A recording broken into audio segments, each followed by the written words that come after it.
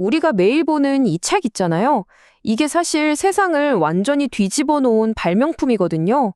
근데 그 거대한 정보혁명의 진짜 시작점이 어디였는지 아세요? 오늘 그 이야기 속으로 한번 푹 빠져보겠습니다. 바로 동아시아의 출판 역사입니다. 자, 세상을 가장 크게 바꾼 발명품 하면 뭐가 딱 떠오르세요? 아마 많은 분들이 구텐베르크의 인쇄기, 이걸 생각하실 거예요. 맞아요, 맞습니다. 인류 역사를 바꾼 엄청난 발명품이죠. 그런데 말이죠, 진짜 혁명은 그보다 훨씬 더 오래전에 전혀 다른 곳에서 이미 시작되고 있었다면 어떨까요? 아마 오늘 이야기 좀 놀라실 겁니다. 보세요. 우리가 흔히 아는 구텐베르크의 금속 활자가 15세기잖아요.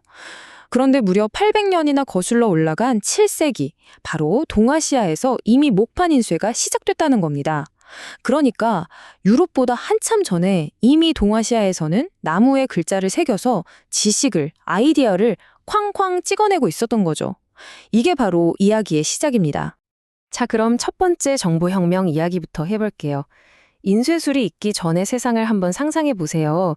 그때는 지식이라는 게 말 그대로 무거웠어요. 진짜로요. 책 한 권이 요즘처럼 가벼운 게 아니라 수레로 끌어야 할 만큼 무거운 대나무 조각 묶음이었거든요. 아니면 정말 소수의 부자들만 가질 수 있었던 엄청 비싼 비단에나 글을 쓸 수 있었죠. 그런데 이 모든 걸 한 방에 바꿔버린 게임 체인저가 등장합니다. 바로 종이였어요. 한나라 시대 중국에서 발명된 이 종이 덕분에 지식은 드디어 그 무거운 족쇄를 벗어던지고 가벼워진 거죠. 가격도 싸지고 다루기도 쉬워지고요. 드디어 인류 역사상 가장 위대한 정보혁명을 위한 무대가 딱 하고 차려진 셈입니다. 아니, 근데 찍어낸다는 생각 자체는 도대체 어디서 나왔을까요? 사실 그 힌트는 이미 주변에 널려 있었어요. 비석 같은 데 새겨진 글씨를 종이에 먹물로 떠내는 탁본 기술, 그리고 다들 하나씩은 가지고 있던 자기 이름 새긴 도장, 즉 인장 말이에요. 이 익숙한 두 가지 기술이 딱 만나면서 거대한 발명의 불꽃이 팡 하고 터진 겁니다. 자, 이렇게 판이 딸렸는데 그럼 이 새로운 인쇄 기술을 폭발적으로 쓰게 만든 최초의 킬러 앱은 뭐였을까요? 놀랍게도 그건 과학책도 문학책도 아니었어요. 바로 종교였습니다.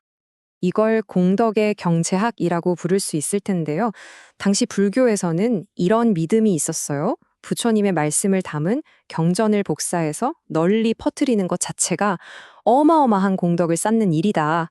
한마디로 많이 찍어서 많이 나눌수록 더 큰 복을 받는다는 거죠. 바로 이 강력한 종교적 열망이 초기 인쇄 기술을 그냥 멱살 잡고 끌고 갔다고 해도 과언이 아닐 정도의 핵심 동력이 된 겁니다. 그 규모요. 와, 상상을 초월합니다. 8세기 일본의 100만 탑 다라니 프로젝트를 보면 알 수 있는데요. 이름 그대로 무려 100만 개의 작은 나무탑을 만들고 그 안에 넣을 기도문을 전부 목판으로 찍어냈어요. 100만 개요? 이게 인류 역사상 거의 최초의 대규모 인쇄 프로젝트였던 셈이죠. 정말 종교의 힘이 만들어낸 경이로운 기록이라고밖에 할 수 없네요. 자, 신앙심이 인쇄 기술의 문을 활짝 열었다면 이제 그 기술을 돈이 되는 비즈니스로 만든 새로운 수요가 등장하기 시작합니다. 무대는 송나라 시대 중국으로 넘어가요. 이때는 과거 시험, 그러니까 공무원 시험 경쟁이 정말 치열했거든요. 바로 이 시험 열풍이 어마어마한 상업 출판 시장을 만들어낸 거죠. 생각해보세요. 과거 시험 보려면 공부해야죠. 그럼 수험서가 필요하잖아요. 똑똑한 학자 계층이 늘면서 책에 대한 수요가 폭발했고 이걸 맞추기 위해 서방이라 불리는 상업 출판사들이 생겨났습니다. 그런데 이렇게 책이 비즈니스가 되자마자 아주 골치 아픈 문제가 고개를 들기 시작합니다. 바로 해적판, 즉 불법 복제 문제였어요. 이 문구 좀 보세요. 불허복판. 풀이하면 다시 새기는 것을 허락하지 않는다는 뜻입니다. 이게 12세기 책에 떡하니 실려있던 문구예요. 사실상 세계 최초의 저작권 경고문인 셈이죠. 엄청난 시간과 돈을 들여서 목판을 만들었는데 누가 이걸 그대로 베껴서 팔면 어떡해요? 출판사의 그 절박한 마음이 느껴지지 않으세요? 당시에는 이런 불법 복제 행위를 번각이라고 불렀어요. 다른 출판사가 만든 목판을 그대로 베껴서 책을 찍어 파는 거죠. 정말 놀랍지 않아요? 우리가 지금 뭐 디지털 컨텐츠다, 뭐다 하면서 고민하는 이 지적 재산권 문제가 사실 수백 년도 더 전에 저 나무 목판을 둘러싼 치열한 싸움에서 이미 시작되고 있었다는 거잖아요. 자, 이제 이야기의 무대를 한반도, 바로 고려시대로 옮겨와 보겠습니다. 여기서 또 한 번의 엄청난 기술적 도약이 일어나는데요. 흥미로운 건 이 혁신이 국가적인 위기 속에서 태어났다는 점입니다. 과연 어떤 위기가 세상을 바꿀 발명을 만들어냈을까요? 그 위기는 바로 13세기 몽골의 침략이었습니다. 나라 전체가 불타고 수도까지 옮겨야 하는 그야말로 절체절명의 순간이었죠. 한번 생각해 보세요. 그 난리통에 그 무겁고 거대한 나무 목판들을 다 짊어지고 피난을 갈 수 있었을까요? 당연히 불가능했죠.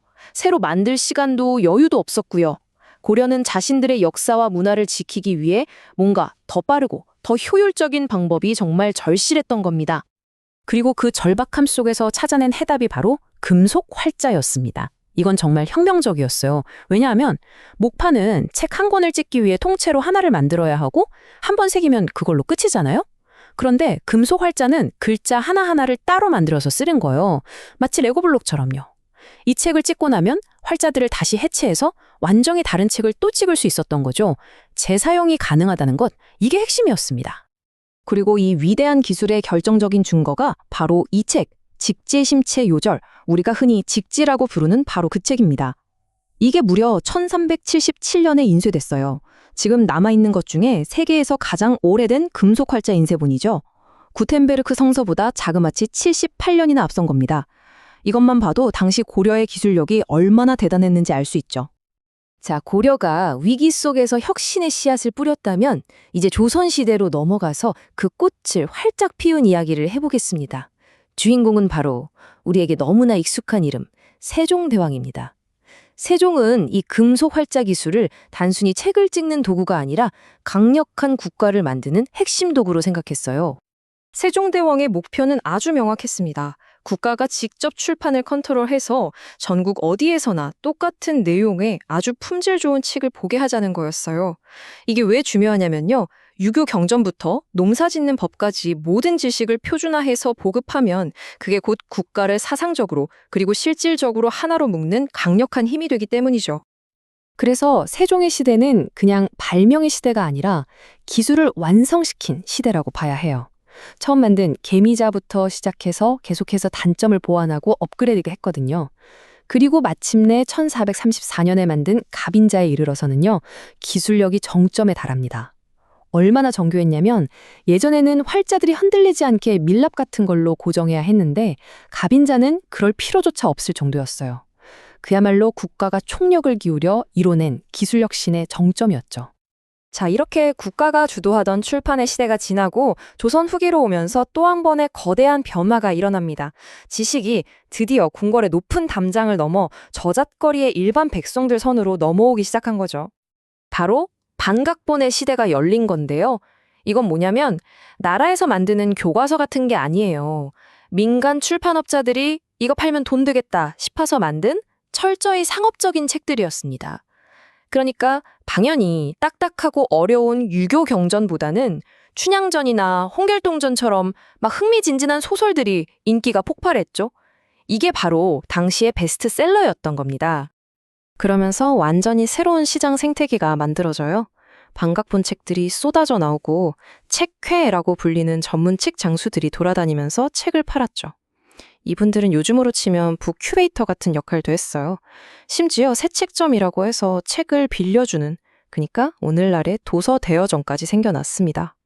이 모든 게 당시 사람들이 얼마나 이야기에, 지식에 목말라 있었는지를 보여주는 증거 아닐까요? 자, 정리해볼까요? 우리가 지금까지 따라온 이 긴 여정을 보면 인쇄술을 발전시킨 핵심 동력이 계속해서 변해온 걸 볼 수 있습니다. 처음에는 종교적인 신앙이 그 동력이었죠. 그리고 그 바통을 국가를 다스리기 위한 권력이 이어받았고요. 마지막으로는 돈을 벌기 위한 이윤, 즉 시장의 논리가 그 자리를 차지하게 된 겁니다. 정말 놀라운 진화 과정이죠? 결국 이 1000년에 걸친 역사가 지금 우리에게 던지는 질문은 뭘까요? 아주 익숙한 질문입니다. 새로운 기술이 나타났을 때 과연 누가 그 정보를 통제하고 누가 그 이익을 가져가는가? 우리 조상들은 나무 목판 위에서 해적판 문제를 고민했어요. 지금 우리는 디지털 파일과 블록체인 위에서 똑같은 고민을 하고 있죠. 어쩌면 다음은 인공지능이 될지도 모르고요. 결국 기술은 바뀌어도 본질적인 질문은 그대로인 것 같습니다. 여러분은 어떻게 생각하시나요? 이 과거의 추쟁 속에서 우리가 미래의 해답을 찾을 수 있을까요?